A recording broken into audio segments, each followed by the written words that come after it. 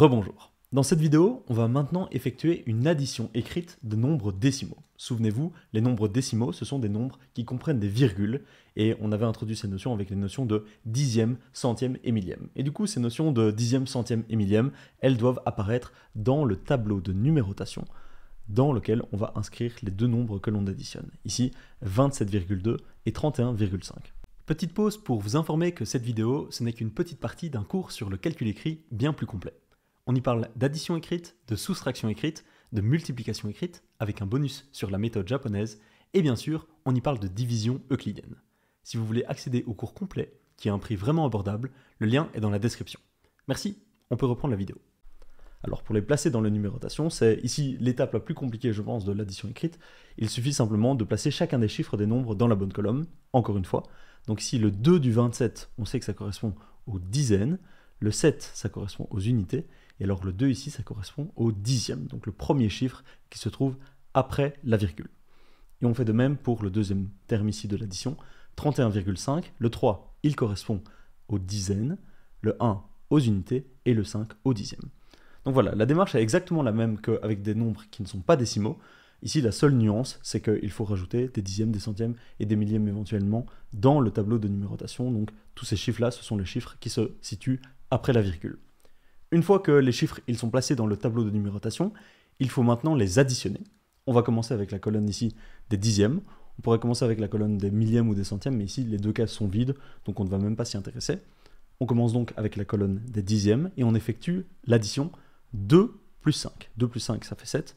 Donc ici, comme dixième pour la somme, on inscrit le nombre 7. Ensuite, pour la colonne des unités, on effectue l'opération 7 plus 1. 7 plus 1, ça fait 8. Et enfin, 2 plus 3, ça fait 5.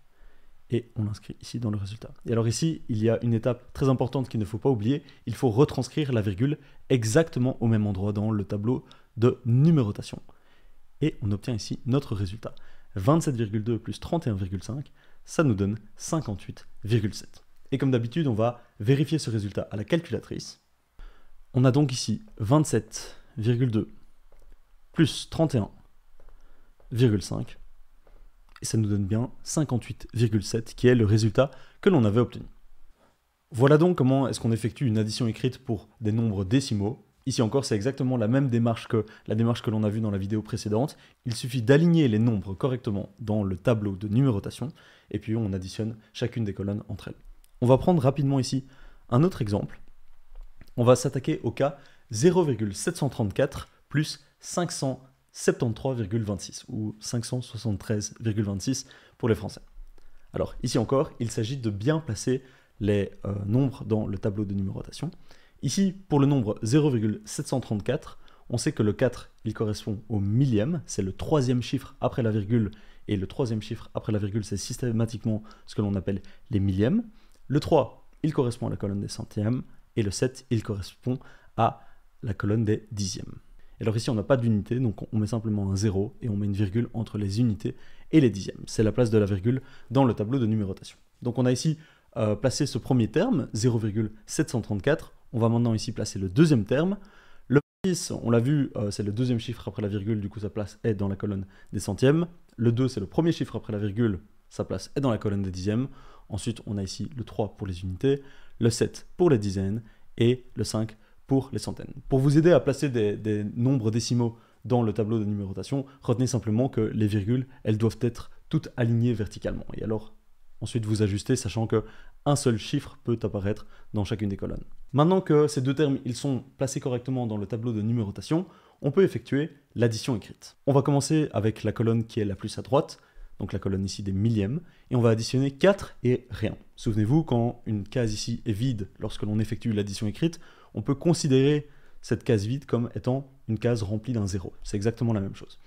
Et ici, on va donc additionner 4 et 0. Et 4 plus 0, eh bien, ça fait 4. Donc ici, dans la colonne des millièmes, on peut inscrire le chiffre 4. Ensuite, pour la colonne des centièmes, on va effectuer l'addition de 3 et de 6. 3 plus 6, ça fait 9. Dans la colonne des dixièmes, on va effectuer l'addition de 7 et de 2. 7 et 2, ça fait aussi 9. Ici, on peut déjà retranscrire la virgule dans le résultat. que l'on appelle la somme, toujours. Le résultat d'une addition, on appelle ça la somme. On passe maintenant à la colonne des unités. 0 plus 3, ça fait 3. Rien plus 7, on peut interpréter ça comme étant 0 plus 7, et 0 plus 7, ça fait 7. Et enfin, rien plus 5, ou 0 plus 5, ça fait 5. Et nous obtenons ici notre résultat, 0,734 plus 573,26, ça nous donne 573,994, ou 573,994 pour les Belges. Encore une fois, on va vérifier ici notre opération avec la calculatrice pour vous prouver que cette méthode, elle fonctionne correctement. Alors on va inscrire le premier terme, et on va l'additionner au deuxième terme. Et le résultat que l'on obtient, c'est bien le résultat que l'on a trouvé en effectuant nous-mêmes l'addition écrite. Voilà, vous savez maintenant comment additionner des nombres décimaux. Ce n'est pas beaucoup plus compliqué que le cas précédemment. La seule nuance ici, c'est qu'il faut bien aligner les virgules lorsque l'on place les termes sur le tableau de numérotation. On se retrouve dans la prochaine vidéo pour un cas encore un peu plus compliqué. À très vite.